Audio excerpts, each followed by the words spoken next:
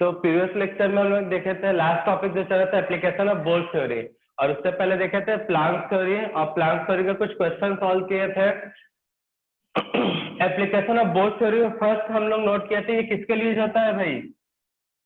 It is only use for single electron system और hydrogen like species and hydrogen atom.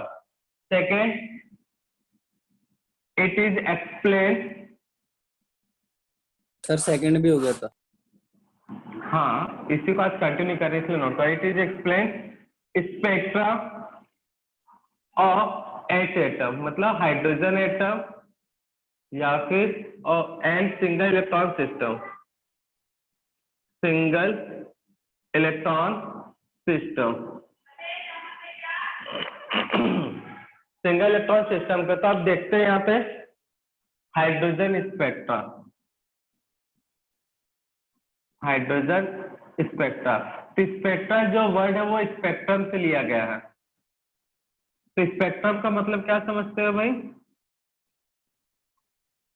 क्या समझते हो spectrum से? रेनबो। रेनबो, रेनबो में क्या होता है भाई? अच्छा, रेनबो, रेनबो जो होता है हमेशा कौन सा पैटर्न में होता है? उसमें कलर विबग्योर के पैटर्न में होता है। ऐसा तो नहीं होता ना कभी वायलेट पहले, इंडिगो पहले, वायलेट बाद में, फिर green, yellow, blue, red, orange, ऐसा पैटर्न तो नहीं आता? नो। कि तुम्हारे घर में ये पैटर्न का बनता है, पड़ोसी के घर से देखने से सब पैटर्न चेंज हो जाता है, ठीक है ना? पड़ोसी के घर जाने से और पैटर्न चेंज हो जाता है, और घर से क्या मोहल्ले में, दूसरे मोहल्ले में जाने पे रेनबो अजीब टाइप का दिखता है। सब जगह से रेनबो का पैटर्न यही दिखता है, विबग्योर दिखता है कि नहीं दिखता? तो बोल सकते हो हर एक कलर का यहाँ पे एक पर्टिकुलर सीक्वेंस में क्या है, कलर अरेंज है। तो इसी चीज का डेफिनेशन बनता है। तो स्पेक्ट्रम मतलब क्या होता है? The sequence of colour,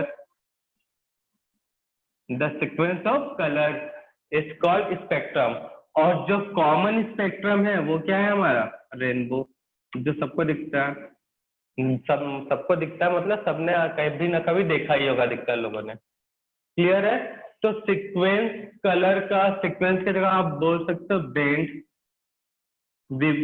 violet के बाद वायलेट का, इंडिगो का है, फिर ब्लू का, फिर ग्रीन का, येलो का, ऑरेंज का, रेड का, इनके बैंड है या सीक्वेंस बोल सकते हो। तो इन कलर के सीक्वेंस या बैंड को ही क्या बोला जाता है? स्पेक्ट्रम। तो वैसा ही कुछ स्पेक्ट्रम किसमें मिलता है? हाइड्रोजन में। किसमें मिलता है? हाइड्रोजन में। तो हाइड्रोजन में, अच्छा, स्पेक्ट्रम बनता क्यों है? रेनबो की बात करूं तो क्यों बनता है रेनबो?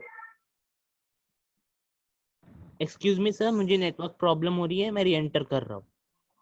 ओके बेटा, आ जाओ। रेनबो क्यों बनता है? आ जाओ, जिनको भी री एंटर करना कर लो। रेनबो क्यों बनता है रेन बताओ? वाटर ड्रॉपलेट्स सनलाइट पास होती है तब रेनबो बनता है सर, क्योंकि एक जो लाइट रे होती है वो किसी प्रिज्म टाइप सब्सटेंस से पास होती है, और फिर वो कलर के स्पेक्ट्रम्स, मतलब कलर के बॉन्ड्स छोड़ती है, इसलिए अलग अलग वेवलेंथ।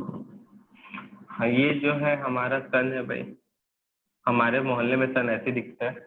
यहाँ से लाइट निकल रहा है, ठीक है? इसके आगे प्रिज्म ले जाओ, तो यहाँ पे प्रिज्म का काम क्या होता है? सन जो लाइट है उसके अंदर 7 कलर है भाई, तो वो उन सभी 7 कलर का वेवलेंथ अलग अलग होता है। 7 कलर का वेवलेंथ क्या होता है भाई? अलग होता है। तो ये जो लाइट इन अलग अलग वेवलेंथ में क्या हो जाएंगे भाई? सेपरेट हो जाते हैं। प्रिज्म का काम क्या होता है? अलग अलग फ्रिक्वेंसी या अलग अलग वेवलेंथ के लाइट को क्या करना? सेपरेट कर देना। 1 2 3 4 5 6 7। प्रिज्म का काम क्या होता है? अलग अलग वेवलेंथ के लाइट को क्या कर देना? सेपरेट कर देना।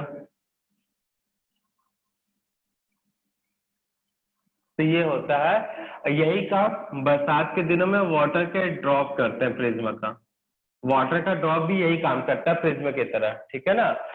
तो अब हाइड्रोजन में ऐसा देखो, यहाँ पे लाइट मतलब एनर्जी, एनर्जी मतलब H-nu। तो हाइड्रोजन में ये एनर्जी कहाँ से आता होगा? ऐसा कुछ एनर्जी तो ये हाइड्रोजन एटम कहाँ से आता होगा ऐसा कुछ एनर्जी? हाइड्रोजन एटम से एनर्जी कब मिलता होगा ऐसा? लाइफ मतलब एनर्जी का सोर्स ना, कब मिलता होगा सोचो। बोर्ड का लास्ट पोस्टुलेट से रिलेटेड है, हिंट दे रहे हैं, अब बताओ। क्या सर? बोर्ड के लास्ट Electron पोस्टुलेट से लिंक है कि हाइड्रोजन से भी इस तरह का एनर्जी निकलता होगा जैसे सनलाइट से निकल रहा है। excitation and absorption of electron. Very good. जब एक्साइटेशन नहीं है, डी एक्साइटेशन है। जब इलेक्ट्रॉन हाई एनर्जी, अब ध्यान देना, जब इलेक्ट्रॉन कहाँ हो, हाई एनर्जी पे हो, तो हाई एनर्जी से जब इलेक्ट्रॉन लो एनर्जी में आएगा तो कुछ अमाउंट में एनर्जी रिलीज होगा कि नहीं होगा? होगा। एनर्जी रिलीज हो रहा है इसलिए माइनस लगाया, ठीक है ना। तो इस रिलीज एनर्जी के आगे प्रिज्म लगवा दो, तो ये रिलीज एनर्जी भी अलग अलग करके सीक्वेंस में क्या हो जाएगा, सेपरेट हो जाएगा। जैसा भी जो एनर्जी है, जैसा भी जिसका वेवलेंथ है, वैसे इलेक्ट्रॉन सेकेंड में है तो भी इस एनर्जी से भी यहाँ पे भी एनर्जी रिलीज होगा। थर्ड में है तो यहाँ पे भी एनर्जी रिलीज होगा।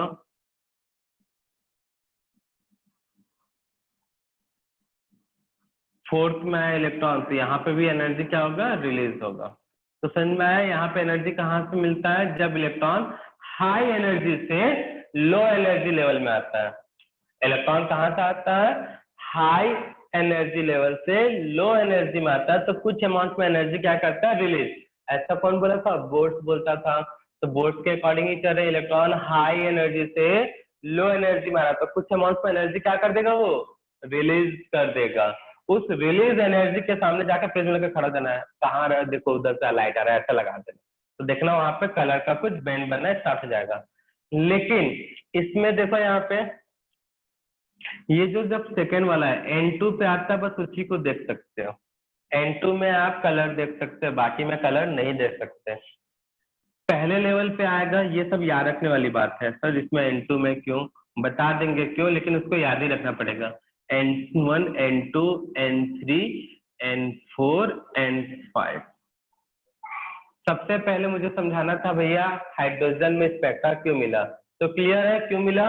इलेक्ट्रॉन हाई से जब लो एनर्जी में आएगा तो कुछ अमाउंट में एनर्जी रिलीज करेगा, उस रिलीज एनर्जी से बनेगा स्पेक्ट्रम। ये क्लियर है हाइड्रोजन में स्पेक्ट्रम क्यों मिला, क्लियर है ना बच्चा लोग। पहले ये बात याद रखना है, ठीक है। Yes sir. अब सेकंड बात याद रखना है, इसमें स्पेक्ट्रम जो है वो सिर्फ सेकंड वाला देख सकोगे क्योंकि ये विजिबल रेंज में होता है। इसके अंदर के वेवलेंथ या फ्रिक्वेंसी जो होते हैं विजिबल रेंज वाले होते हैं, ठीक है ना। फर्स्ट वाला होता है यूवी, ये सब मैं रिटर्न में नोट कराऊंगा, टेंशन मत लो। यूवी रेंज वाले, तो यूवी रेंज के लाइट को हम देख सकते हैं क्या, सुपरमैन तो है नहीं, कि अल्ट्रावायलेट रे देख लेंगे। वैसे ही N3 से लेकर जो भी है N3, N4, N5 ये सब इंफ्रारेड वाले हैं। इंफ्रारेड विजन भी होता है क्या ह्यूमन बीइंग में, ना यूवी विजन होता है ना ही इंफ्रा होता है। तुम इंफ्रारेड देख लेते हो, गजब। No, sir. तो ह्यूमन बीइंग ना यूवी को देख सकता है, यूवी मतलब युवराज सिंह की बात नहीं कर रहे हैं, ठीक है ना।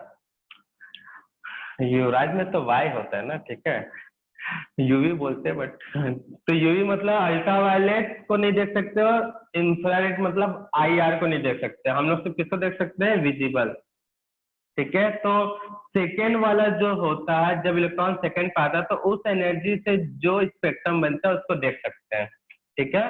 तो ये सब नोट डाउन करना है, कौन सा यूवी रीजन में है, कौन सा अल्ट्रावायलेट में है, कौन सा विजिबल, ये सब कंफ्यूज होने का जरूरत नहीं है। पहला तो हमारा मेन मकसद था कि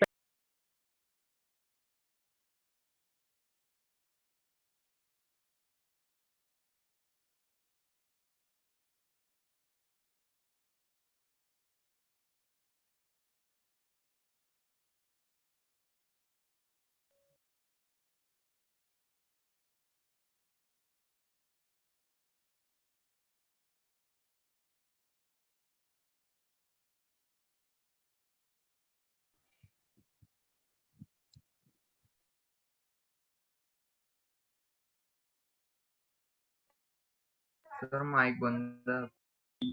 सर आपका माइक म्यूट हो गया। आपको कॉल आया।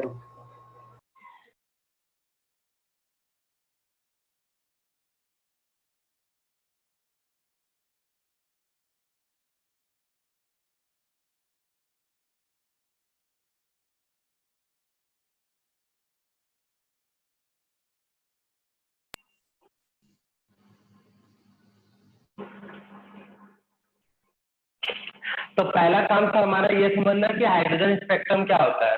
तो जैसे सनलाइट में स्पेक्ट्रम क्या मिलता है, एनर्जी, मतलब लाइट के आगे प्रिज्म लगा दो या वाटर का ड्रॉप, ये भी प्रिज्म की तरह वर्क करता है और रेनबो बनता है विब्ग्योर पैटर्न में। वैसा ही एनर्जी हाइड्रोजन में भी निकलेगा। कब? क्योंकि बोर्ड्स कहता है अगर इलेक्ट्रॉन हाई एनर्जी लेवल पे है तो हाई से जब लो में जाएगा तो कुछ ना कुछ एनर्जी रिलीज करेगा। उस रिलीज एनर्जी से मिलेगा, प्रिज्म लेके खड़े हो जाओ, ठीक है ना, तो स्पेक्ट्रम मिलेगा। तो वो हाइड्रोजन का स्पेक्ट्रम कहलाएगा। सन के स्पेक्ट्रम को रेनबो बोलते हैं। क्लियर है? तो अब इसके बाद हमको पता चल गया इलेक्ट्रॉन हाई एनर्जी से लो एनर्जी पे आ रहा है, एनर्जी रिलीज कर रहा है, उस रिलीज एनर्जी से स्पेक्ट्रा मिल रहा है, इसलिए क्या बोलेंगे? Hydrogen spectra. हाँ बेटा क्या हुआ बोलो?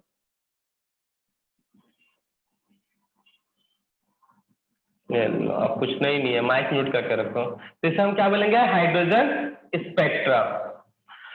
अब इसमें देखेंगे कब यूवी रीजन में मिलेगा, कब विजिबल और कब इंफ्रारेड। तो इसको याद रखना है, जब इलेक्ट्रॉन सेकेंड में आए तो हमेशा विजिबल रीजन, जब इलेक्ट्रॉन फर्स्ट में आए तो हमेशा यूवी, उसके बाद थर्ड, फोर्थ, फाइव।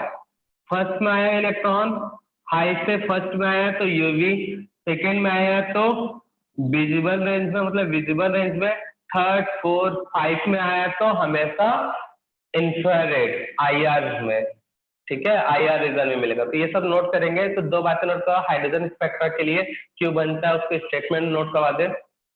दो बातें नोट करना, when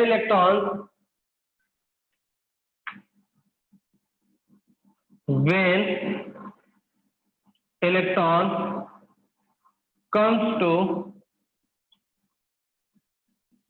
when electron comes to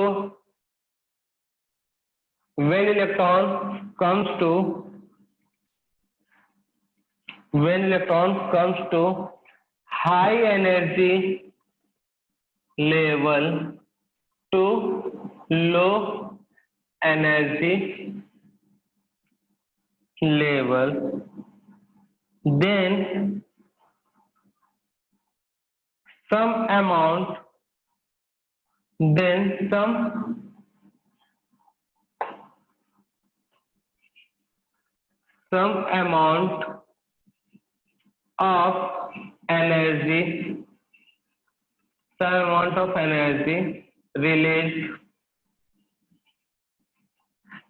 amount of energy released when electron comes to high energy level to low energy level, then some amount of energy released, and due to this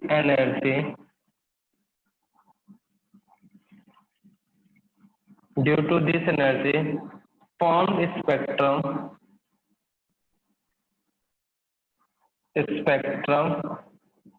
is called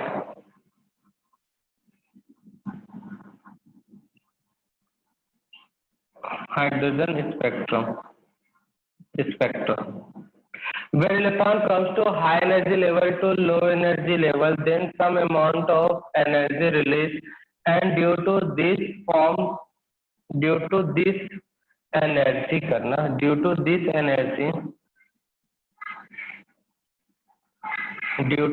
energy, comma करके formed spectrum is called hydrogen spectra.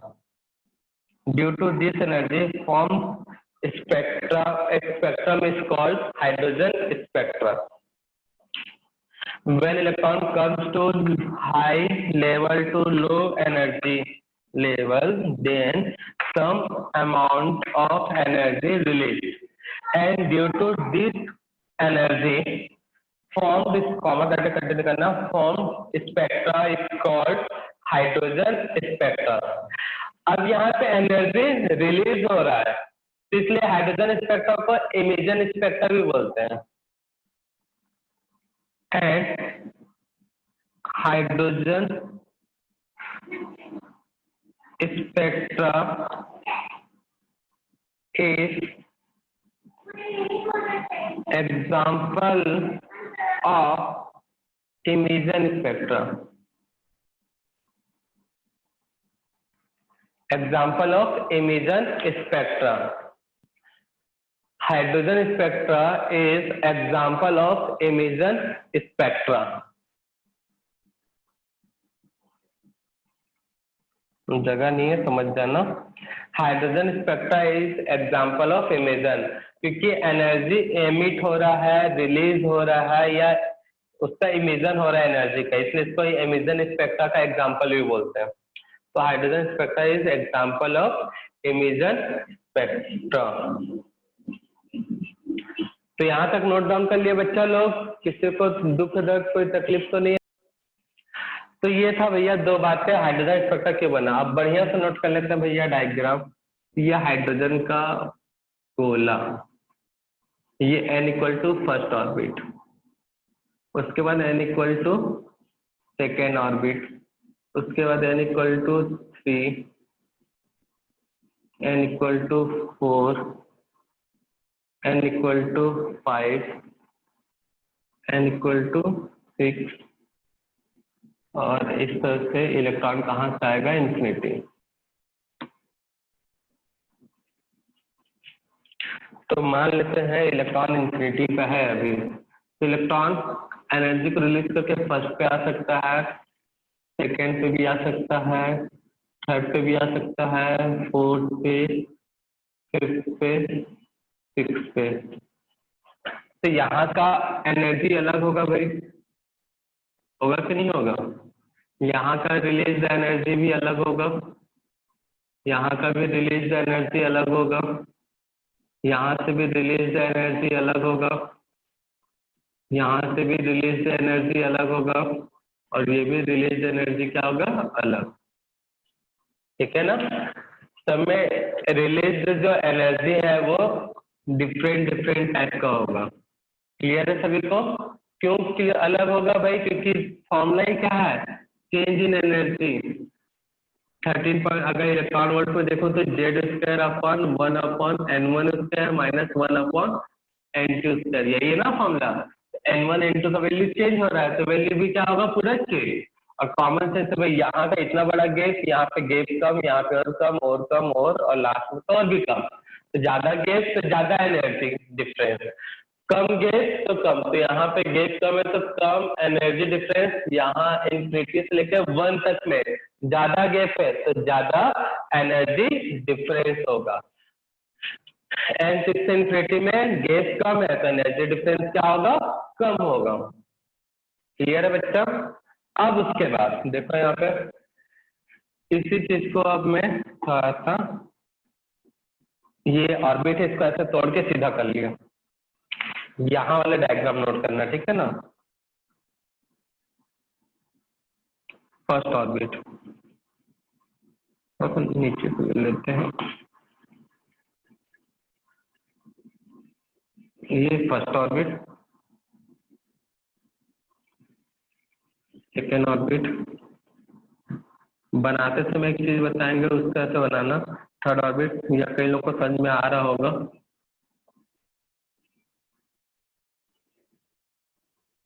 उसके बाद fourth orbit, fifth orbit, six,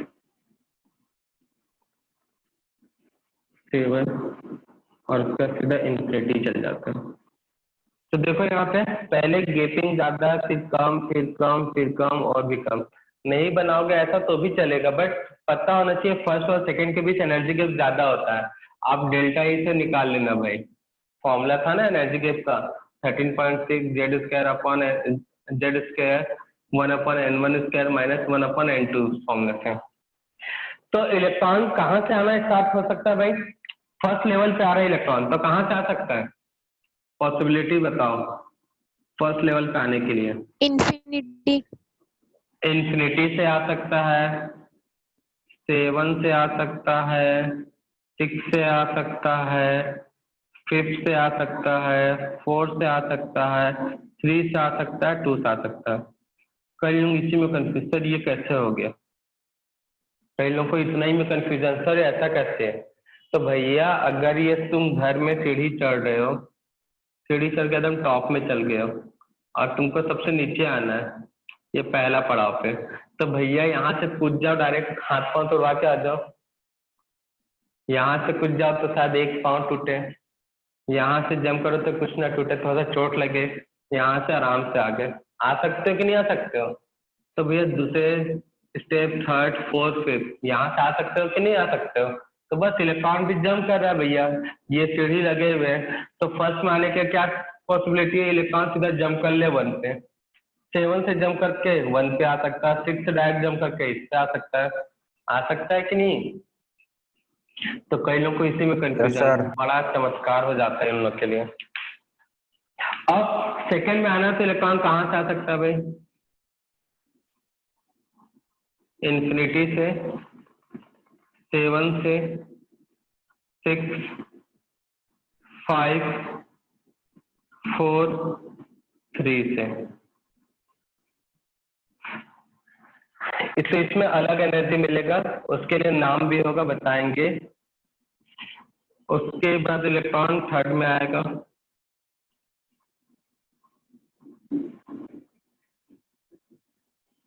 electron fourth में भी आ सकता है,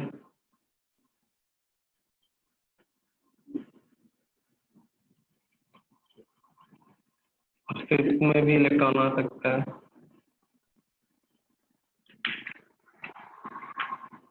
वैसे electron 6 में भी आ सकता है।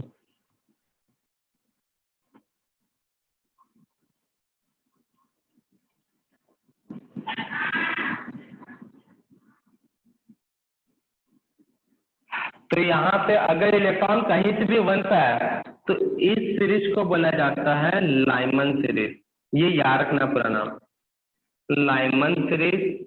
अगर सेकंड पे आया तो बाल्मर, थर्ड पे आया तो पास्टन, लाइमन बाल्मर पास्टन, इस पे आया तो ब्रेकेट, फिर पे आया तो पीफंड या पीफुंड, और एक होता है ये, यहाँ पे आया तो 6 पे आया तो HU, हमफ्री, कई लोग हमफ्री भी बोलते हैं, करेक्ट तो हमफ्री है लेकिन मैं हमफ्री बोलूंगा, ठीक है ना भाई, हमारे टीचर ऐसे ही बोलते हैं तो हम भी वैसे ही बोलेंगे। तो Lyman, Balmer, Paschen, Brackett, Pfund, Humphry, ये 6 सीरीज मिलते हैं हाइड्रोजन स्पेक्ट्रम में, इनको सीरीज बोला जाता है। इलेक्ट्रॉन फर्स्ट पे आया तो लाइमन सीरीज का मिलेगा, सेकेंड पे आया तो बाल्मर सीरीज स्पेक्ट्रम बोलते हैं, थर्ड पे इलेक्ट्रॉन आया तो पास्टन, फोर्थ पे आया तो ब्रेकेट, फिफ्थ पे आया तो पीफंड और 6 पे आया तो हमफ्री। पहले इसको नोट डाउन करो, इसको टेबुलर फॉर्म में भी नोट करेंगे, फॉर्म में देखेंगे। तो लाइमन में इलेक्ट्रॉन कहाँ पे आता है, N1 देख लो, लिख दिया नीचे में हमने, लो एनर्जी को बोला जाता है N1 और हाई एनर्जी को बोला जाता है N2। मतलब इलेक्ट्रॉन जहां से आ रहा है, इलेक्ट्रॉन N2 से N1 में जाता है। तो लाइमन में N1 क्या होता है बताओ, 1, बार्मर के लिए N2, 2, 3, 4, 5, 6, जिस सीक्वेंस है। अब इलेक्ट्रॉन फर्स्ट वाले सीढ़ी पे कैसे आएगा भाई, कहाँ से आ सकता है, इंफिनिटी। पहले तो ऐसे बता, 2, 3, 4 ऐसे इन्फिनिटी, ऐसे बताना, यहाँ पे एक ज्यादा, 3, 4, 5 इन्फिनिटी। अब पहले बोलो सर 6 नहीं लिख ले बेटा, 6 लिख लो, रोना बस मत। 4, 5, 6 इन्फिनिटी, तुम सीधे इन्फिनिटी काउंट करके भी लिख लेना, चल जाएगा, जिनको अगर रोने का मन हो रहा है तो। 6, 7, 8, सॉरी 5 6 7 8 इन्फिनिटी, उसके बाद 6 7 8 इन्फिनिटी, 7 8 9 इन्फिनिटी। अब यहाँ पे एरिया याद रखना है, कुछ देर इंट्रोडक्शन में बता रहा था, ये हमेशा कौन सा होता है, विजिबल, यही दिखेगा बाल्मर सीरीज का, बाकी नहीं दिखने वाले। लाइमन कहाँ पे होता है भाई, अल्ट्रा वायलेट रीजन में, यूवी रीजन। अब बाकी के सब IR, इंफ्रारेड। ये IR के में होता है, ये थोड़ा सा IR से दूर, मतलब फार IR भी लिखा रहता है ऐसे, फार IR मतलब IR से भी सर वो दूर। रीजन नहीं समझा ना, एक बार बताना। अरे तू कौन से एरिया में रहता है, तुम कौन से एरिया में रहते बताओ।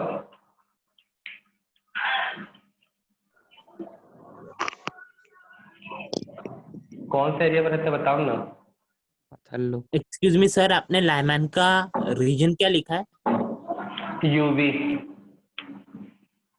रीजन का मतलब भैया तुम रहते जैसे, जहाँ पे तुम्हारे एक रीजन है, तुम अभी नागपुर में रह रहे हो, तुम्हारे हर फ्रेंड नागपुर के ही होंगे क्या, कुछ रिलेटिव नागपुर से बाहर के भी होंगे कि नहीं होंगे। तो भैया लाइमन में ऐसे सीरीज है, तो भैया लाइमन में सीरीज है स्पेक्ट्रा का, तो कुछ यूवी रीजन में मिलता है जिसको तुम देख नहीं सकते। एक मिलता है विजिबल रीजन में बाल्मर सीरीज, जिसको तुम देख सकते हो। बाकी के 3 4 5 6 वो इंफ्रारेड रीजन में मिलते हैं। भैया अगर तुम कहीं बचपन में पढ़े हो ना, तो लाइट के कुछ एरियाज होते हैं वेवलेंथ के, विजिबल रेंज के लाइट को देख सकते हैं। एनसीईआरटी टेक्स्ट बुक में एक पूरा वेवलेंथ का एक टेबल बना होगा, देखना अगर पढ़ते होगे तो। वेवलेंथ का एक टेबल बना है, इलेक्ट्रोमैग्नेटिक वेवलेंथ करके लिखा होगा, उसमें लिखा होगा वेवलेंथ सबका, फिर वहां पे रेंज भी दिया होगा, विजिबल रेंज में इतने वेवलेंथ से इतने वेवलेंथ का लाइट को देखा जा सकता है, इधर इंफ्रारेड, इधर यूवी रेंज। देखना एनसीईआरटी में दिखेगा आपको, ठीक है। तो रीजन मतलब और कुछ नहीं है, यहाँ पे जैसे हम लोग रहते हैं अलग अलग एरिया में, वैसे हाइड्रोजन के स्पेक्ट्रम भी अलग अलग एरिया वाले से बिलोंग करते हैं। वो एरिया वेवलेंथ और फ्रीक्वेंसी के बेसिस पे डिवाइड किया गया है, यूवी, विजिबल और इंफ्रारेड। इसको ऐसे लिख लेना, IR कैपिटल, इंफ्रारेड। तो हमारा आंख कौन से रीजन के लाइट को देख सकता है भाई, हमारी आंखें, हम लोग कौन से लाइट को देख सकते हैं, सिर्फ विजिबल, इसलिए इसका नाम विजिबल रखा गया, ठीक है ना। हम जिसको देख सकते हैं मतलब वो विजिबल होगा तभी, तो इसको विजिबल नेम दिया गया। बाकी सबको हम नहीं देख सकते, किसको नहीं देख सकते, यूवी, अल्ट्रावायलेट रीजन को, और IR मतलब इंफ्रारेड रीजन। नहीं समझा, अब समझ में आया इसका रीजन क्या होता है। तो लाइट के भी कुछ एरियाज होते हैं, उनको यहाँ पे एरिया ऑफ लाइट भी बोल सकते हैं, रीजन ऑफ लाइट। तो जिसको देखा जा सकता है उसको विजिबल, और ये यूवी और ये IR। ये तो जीके हुआ भैया फिजिक्स का। तो ये था हाइड्रोजन स्पेक्ट्रम, ये क्या था, हाइड्रोजन स्पेक्ट्रम। तो आपको N1 पता होना चाहिए, N2 पता होना चाहिए, नोट डाउन कर लो। अच्छा, नोट डाउन करने से पहले एक और चीज यहाँ पे नोट करना है। अब इलेक्ट्रॉन तुमको डायरेक्टली बोल दिया है, इलेक्ट्रॉन 3 से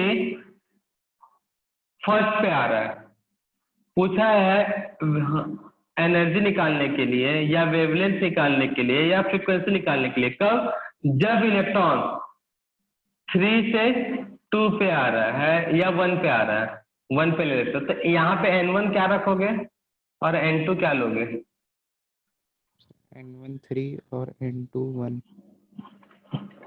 फिर से सोचो, N1 लो एनर्जी है, N2 हाई एनर्जी है। N1 1 and N2 3। Very good, low energy N1 और ये होगा 3। क्लियर है। वैसे वेवलेंथ, एनर्जी या फिर फ्रीक्वेंसी निकालने के बोल रहा है, इलेक्ट्रॉन लाइमन बाल्मर सीरीज का है। किसके लिए निकालने के लिए बोल रहा है, बाल्मर सीरीज का स्पेक्ट्रम ले रहा है। फिर से रिपीट कर रहा हूँ क्वेश्चन, N1 N2 ही मेन है। तो वेवलेंथ, लेमडा, एनर्जी या फ्रीक्वेंसी, ये तीनों कैलकुलेट कर, तीनों में से कोई एक कैलकुलेट करके बोल रहा है बाल्मर सीरीज के लिए। इलेक्ट्रॉन फिफ्थ लेवल से आ रहा है, कौन से लेवल से आ रहा है? Fifth level. तब N1 क्या रखोगे, N2 क्या रखोगे? सर सर N1 N1 2 और N2 5। N2 5। इलेक्ट्रॉन जहां से आ रहा है वो N2 रहेगा। अब बात आता है N1, तो सर N1 तो बोला नहीं रहे इलेक्ट्रॉन कहां से, तो आपको समझना है बाल्मर बोला है, तो बाल्मर के लिए N2 हमेशा फिक्स होता है, कितना? 2। तो N1 2। ऐसे अगर मैं बोलूं लेमडा एनर्जी वेवलेंथ निकालने के लिए बोल रहा है ब्रैकेट सीरीज के लिए, किसके लिए बोल रहा है? ब्रैकेट सीरीज के लिए। इलेक्ट्रॉन है 6th लेवल, तब N1 क्या रखोगे? और N1 N2? 4 N1 4 और N2 6। बाल ब्रैकेट के लिए है, तो ब्रैकेट के लिए क्या है? N1 4 और ये क्या आ जाएगा? 6। तो समझ में आया N1 N2 क्यों? अब इसके लिए देखो, इसका जहां पे ये फॉर्मूला है, जिस फॉर्मूले से लेमडा एनर्जी ये निकलेगा, सर उस वेटिंग फॉर्मूले को भी नोट कर लेते हैं। हाँ बेटा देख लेते हैं। अब यहाँ पे नोट करते हैं बेटा फॉर्मूला 1 by लेमडा जो होता है यहाँ पे वेव नंबर का एक फॉर्मूला है, इसको नोट कर लेना, इम्पोर्टेंट फॉर्मूला है। वेव नंबर निकालना हाइड्रोजन स्पेक्ट्रा के लिए। वेव नंबर का सिंबल होता है न्यू बार, जो कि होता है 1 by लेमडा। RH इंटू होता है Z square divided by 1 upon N1 square minus 1 upon N2 square. यहाँ पे कई लोगों को टर्म्स आर जेड हो, आर नया टर्म दिख रहा है, तो बताएंगे वो क्या होता है। ये एक फॉर्मूला है, इस फॉर्मूले को याद रखना है आपको। बेटा किसी का माइक ऑन है, हमको बुरा लग जाएगा, नहीं तो फिर बंद कर लो माइक। लेमडा तो आपको पता है, आर जो है यहाँ पे कोई बताएगा हमको क्या है? कांस्टेंट। रीडबर्ग कांस्टेंट। वैल्यू क्या था भाई? 1 के बाद 0, 0 के बाद 9, 9 को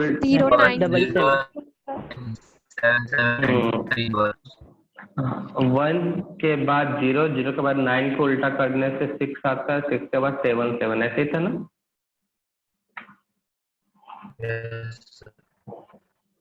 या फिर 10 के बाद 9, 9 को उल्टा करो 6, 6 के बाद 7 था, ऐसा हमको याद, हमने रखा था उसको। तो रिडबर्ग कांस्टेंट यूनिट क्या है? Centimetre inverse. और जेड तो पता ही है भैया क्या होता है? 80 नंबर। 80 नंबर मतलब atomic number. N1 low energy, N2 high energy, lambda wavelength बचपन से पढ़ रहे हो इस चैप्टर में, इस चैप्टर के बचपन से पढ़ रहे हो लेमडा वेवलेंथ, और ये तो लिखा हुआ है, तो ये जल्दी से नोट डाउन करो पूरा। सर ये रायबर्ग कह रहे था। तो आज की सेवा करते हैं समाप्त।